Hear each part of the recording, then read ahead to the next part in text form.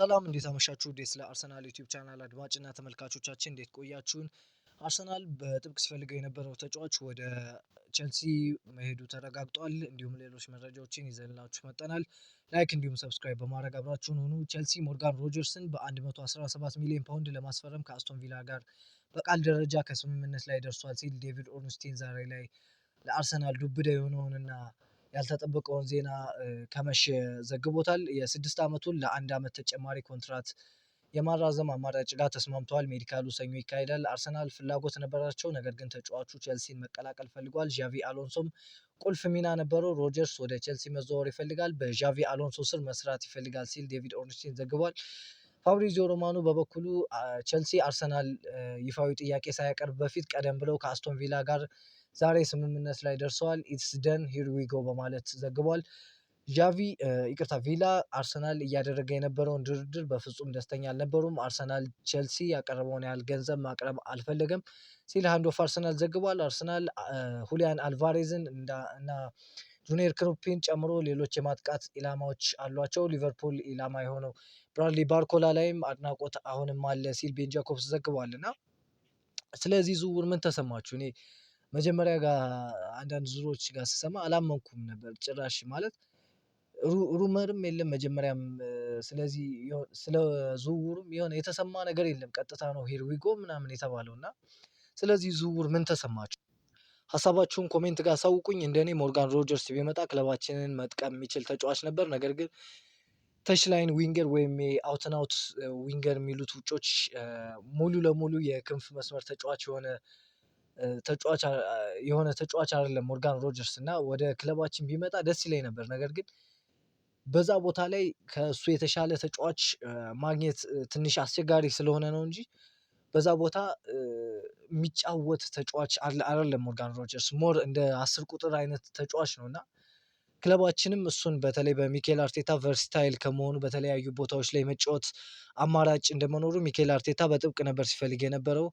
ነገር ግን አሁን ላይ በቼልሲ መቀማታችንን ሂርዊጎ በፋብሪዚዮ ሮማኖ ሂርዊጎ በሚል ዜና ተረጋግጧል ማለት ነው። አርሰናል ሮጀርስን ለማስፈረም ረጅም ጊዜ ፈጅቶበታል። አርቴታ ተጫዋቹን አጥብቆ ይፈልገው የነበረ ሲሆን ፊት ለፊት ተገናኝተው በዝውውሩ ዙሪያ ተነጋግረው ነበር። ሆኖም አርሰናል መደበኛ ያልሆኑ ንግግሮችን ለማድረግ በሞከረበት መንገድ አስቶን ቪላዎች ተበሳጭተው ነበር። ይህ የሆነው ሁለቱ ክለቦች በተጫዋቹ ገበያ ዋጋ ግምገማ ላይ ነበራቸው።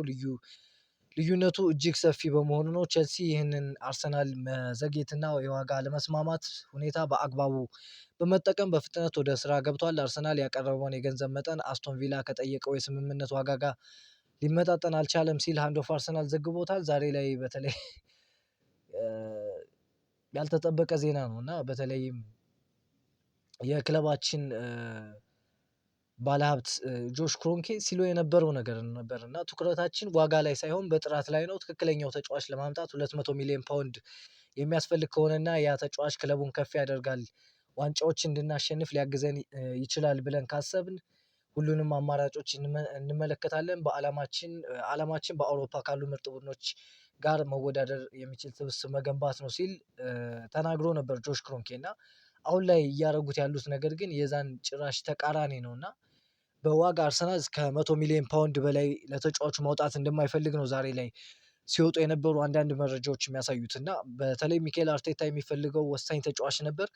በዛ ቦታም ሞርጋን ሮጀርስን ነበር ማስፈረም የሚፈልገው እና ለምን ለዚህ ዝውውር እንዳልገፉበት ግራ ነው የገባኝ። ምክንያቱም በአንድ በኩል የክለባችን ባለሀብት እንደዚህ ሲል ትሰሙታላችሁ፣ በሌላ በኩል ደግሞ የሚያደርጉት ያለው ነገር የዛን ተቃራኒ ነው እና በተለይም አንድሪያ በርታ በተመሳሳይ ሰዓት ብዙ ተጫዋቾችን የማናገር ክህሎት አለው፣ አማራጮችን ሰፋ አድርጎ የማየት ክህሎት አለው የሚሉት የስፖርቲንግ ዳይሬክተር ነበር እና ባለው አቅም አሁንም ስቲል አልጠራጠርም። ነገር ግን እዚህ ዝውውር ላይ በተለይ እጅ ሰጧል፣ በዘረራ ተሸንፏል ብዬ አስባለሁ። ምክንያቱም ረጋ ብሎ ነገሮችን ለማስቀነስ ገንዘቡ ለማስቀነስ ነገሮችን ላለማፋጠን ረጋ ብሎ ያለውን አማራጭ ለማየት ሲሞክር ቼልሲ በመሃል መጥቶ ገንዘቡን ከፍሎ ወስዷል። እና ገንዘብ ካለ እንደዚህ ነው ያለ ሁሉን ነገር በገንዘብ መግዛት የምችልበት ዘመን ላይ ስላለን እኛ ደግሞ በሌላ መንገድ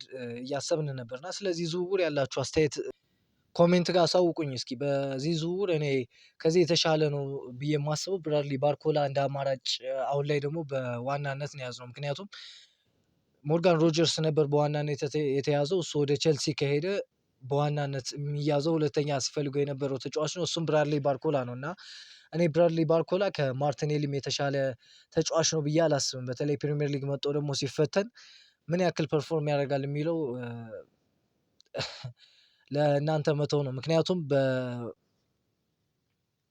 ሊግ ላይ እንደሚታየው በዛ ሊግ እንኳን ይህን ያክል ከክቫራትስኬሊያ በልጦ መታየት ያልቻለ ተጫዋች ነው እና በተጠባባቂ ለፒኤስጂ ብቁ አይደለም። ስታርት ለመጀመር የመጀመሪያ ተመራጭ ሆኖ ለመጀመር ብቁ አይደለም ተብሎ ነው በሉዊስ ኤንሪኬ በውድድር አመቱ አጋማሽ ላይ ብራድሊ ባርኮላን ትተው ኪቪቻ ክቫራትስኬሊያን ያስፈረሙት እና ይህንን ተጫዋች አርሰናልን ደረጃ ከፍ ያደርጋል፣ የፒኤስጂ የበላይ ይሆናል ብሎ ማስፈረም እኔ ትክክል ነው ብዬ አላስብም። እና በተለይ ፈጣን ነው እንደ ማርቲኔሊ ድሪብል ያደርጋል። ነገር ግን አውትፑቱ ወይም አጨራረስ ላይ ያለው የሚወስናቸው ውሳኔዎች በጣም አስቀያሚ ናቸው እና ይህ ዝውውር እንደኔ ባይሳካ እላለሁ። ከሱ ይልቅ እንደውም ኬናን ይልዲዝን ከጁቬንቱስ ገንዘብ ጨምሮም ቢሆን ትልቅ ኦፈር ማቅረብ ቢችል የተሻለ ነው ብዬ አስባለሁ። እንደኔ ሀሳብ የእናንተን ሀሳብ እስኪ ኮሜንት ጋር አስቀምጡልኝ። ዛሬ ላይ ይህን መረጃ ወደ እናንተ ለማቅረብ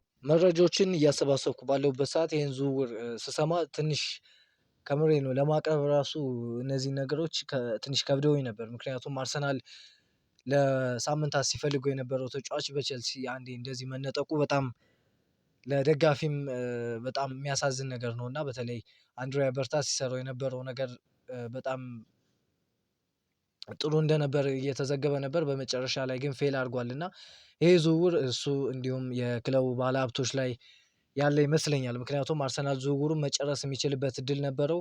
ተጫዋቹም ወደ አርሰናል መምጣት ፈልጎ ነበር። ነገር ግን ጊዜ ሰጠ። ገንዘብ ለማስቀነስ እና በጣም ለመደራደር ጊዜ እየሰጠ ባለበት ሰዓት ቼልሲ ገንዘቡን ከፍሎ ተጫዋቹን በእጁ አስገብቶታል ማለት ነው። ይህ ዝውውር እንደ ማይካኤሎ ሙድሪክ ሁሉ እንደሚሆን ተስፋ እናደርጋለን። ምክንያቱም ማይካኤሎ ሙድሪክ ወደ ክለባችን መምጣት ፈልጎ ያለውን ሁሉ አድርጎ ነገር ግን ክለባችን በዝውውር ሂሳብ ከሻክታር ዶኔስክ ጋር ባለመስማማቱ ምክንያት ወደ ቼልሲ መሄዱ የሚታወስ ነው። ነገር ግን አጨራርሶ አላማረም። ሞርጋን ሮጀርስም እንደዚህ እንደሚሆን ተስፋ እናደርጋለን። በተለይ በዚህ ዝውውር እኔ አሁን ላይ ሞርጋን ሮጀርስን ማጣታችንን ተከትሎ ብዙም አማራጮች የሉንም በዚህ ቦታ ላይ እና ክለባችን እንዲያስፈርመው የሚፈልገው ተጫዋች አንድና አንድ ነው። እሱም ትላንት ሊኩዌፕ ይዞት እንደወጣው መረጃ ሪያል ማድሪድ ብራዚላዊን ኮከብ ቪኒሲየስ ጁኒየር አዲስ ኮንትራት ማራዘሚያ ስምምነት ላይ ካልደረሰ በዚህ ክረምት ለመሸጥ እየተዘጋጀ ነው። ክለቡ ከቪኒሲየስ ሽያጭ የሚገኘውን ገቢ ባየር ሙኒኩን የመስመር አጥቂ ሚኬል ኦሊሴን በዝውውር ገንዘብ ለመደገፍ ለመጠቀም አቅዷል ሲል ሊኢኩዌፕ ዘግቧል እና ማይክል ኦሊሴ ወጦ የክለቡን ባለሀብቶች ከባየር ሙኒክ ወጦ ሪያል ማድሪድን መቀላቀል እንደሚፈልግ ግልጽ አድርጎ ነግሯቸዋል እና ሪያል ማድሪድ በዚህ ዝውውር መግፋት ይፈልጋሉ። እናም እሱን የሚያመጡ ከሆነ ወደ ክለባቸው ምናልባት ቪኒሲየስ ጁኒየር ሊወጣበት የሚችልበት እድል አለ። እኔም አርሰናል እንዲገፋበት የምፈልገው ዝውውር ይሄ ነው እና ፋብሪዚዮ ሮማኖ አሁን ላይ እንደዘገበው እስካሁን ድረስ በአርሰናል እና በብራድሊ ባርኮላ ካምፕ ወይም በፒኤስጂ መካከል የሞርጋን ሮጀርስ ድንገተኛ ጠለፋ ተከትሎ ምንም አይነት አዲስ ግንኙነት የለም። ሊቨርፑል ዋጋውን ተመጣጣኝ ከሆነ ባርኮላን ኢላማ አድርጎ ቀጥሏል። ፒኤስጂም እየጠበቀ ነው ሲል ዘግቧል። አርሰናል የሚጠየቀውን ገንዘብ እየከፈሉ አይደለም። በሞንጋም ዝውውር የተፈጠረው ይህ ነው ሲል ቤን ጄኮብስ ዘግቧል እና እንዲሁም በማቲያስ ፈርናንዴዝ እና ቶናሊ ዝውውር ላይም ተመሳሳይ ነገር ነው የተፈጠረው ሲል ቤን ጄኮብስ ዘግቧል። አርሰናል አሁን ላይ ለተጫዋቾች ከመጠን በላይ ገንዘብ ማውጣት እየፈለገ አይደለም። ነገር ግን አሁን ላይ ገበያው ላይ ዲማንድ የሚያደርገው ነገር ደግሞ ተመሳሳይ ነው። ብቻ ስለዚህ ዝውውር ያላችሁን ሀሳብ ኮሜንት ጋር አሳውቁኝ። አርሰናል ከሳሊባ ጉዳት ጋር በተያያዘ የዊሊያም ሳሊባ የጉዳት ስጋት ቢኖርም ቀዶ ጥገና ማድረግ ላያስፈልገው ይችላል ሲል ኢኩዌፕ ዘግቧል። ሮብለት በተደረገ ምርመራ በጀርባው ላይ ተጨማሪ ጉዳት እንዳልደረሰ ተረጋግጧል። በአሁኑ ጊዜ የተመረጡ አማራጭ ቀዶ ጥገናን ማስወገድ ሲሆን ለረጅም ጊዜ የሚቆይ የሕክምናና ማገገሚያ ፕሮግራም በመከተል ለማከም እንደሚሞከር ተወስኗል ሲል ሁጎ ዴለም ዘግቧል። ሁጎ ዴለም ሲቀጥልም ዊሊያም ሳሊባ ሰርጀሪ የማድረግ እድሉ ጠባብ ነው። በዚህ ሰዓት ተመራጩ ያለ ቀዶ ጥገና ለረጅም ጊዜ የሚቆይ የማገገሚያ ስርዓት ማድረግ ነው። ዲዲር ዴሾምፕ ስለ ሳሊባ በጣም ከባድ ጉዳት እንዳላስተናገደ አረጋግጧል ሲል ሁጎ ዲሎም ዘግቧልና ዊሊያም ሳሊባ ከእንግሊዝ ጋር በሚያደርጉት ጨዋታ ላይ ልምምድ ላይ ዛሬ ታይቷልና ጉዳቱ እንደታሰበው የከፋ እንዳልሆነ ነው የተዘገበው እና በዊሊያም ሳሊባ መጎዳትም ተከትሎ አንዳንድ ዝውውሮች እየወጡ ነው የሚገኙት እና አርሰናል የአስቶን ቪላውን ተከላካይ ኢዝሪ ኮንሳ ለማስፈረም ይፈልጋሉ። ነገር ግን በክለቡ የዋጋ ግምት መካከል 20 ሚሊዮን ፓውንድ ልዩነት አለ የሚል መረጃ ትላንት አድርሰናችሁ ነበር። አርሰናል የ28 ዓመቱን ተጫዋች ለማስፈረም ወደ 40 ሚሊዮን ፓውንድ ለመክፈል ዝግጁ ነው።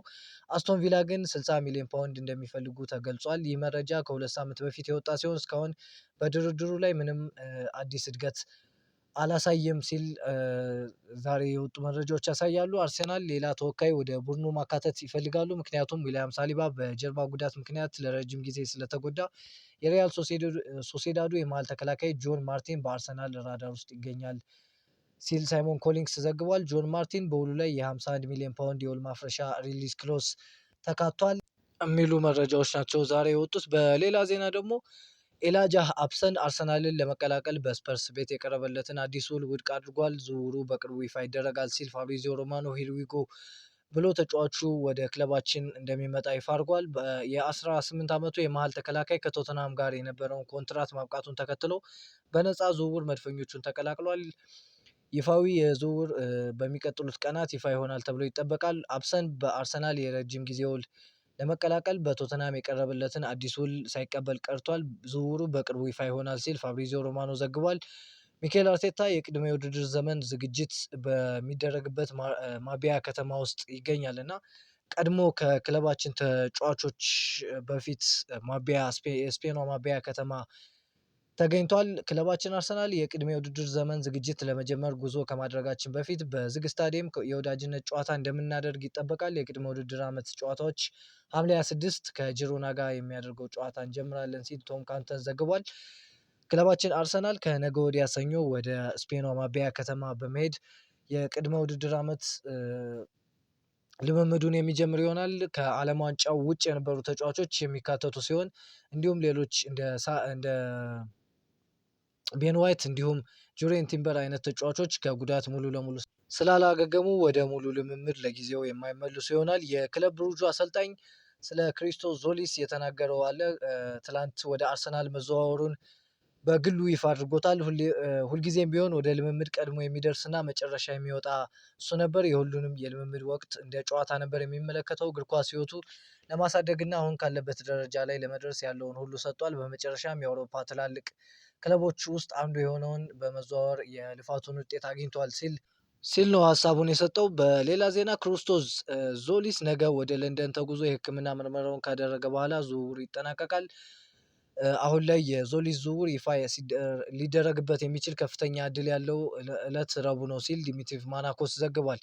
ለዛሬ የነበሩን ዜናዎች እነዚህን ይመስላሉ። እስከ መጨረሻው ስለተከታተላችሁን በጣም እናመሰግናለን። ላይክ እንዲሁም ሰብስክራይብ በማድረግ አበረታቱን። ያላችሁን ሀሳብ ስለ ሞርጋን ሮጀርስ ኮሜንት ጋር አሳውቁኝ። በቀጣይ ቪዲዮ እስከምንገናኝ መልካም ጊዜ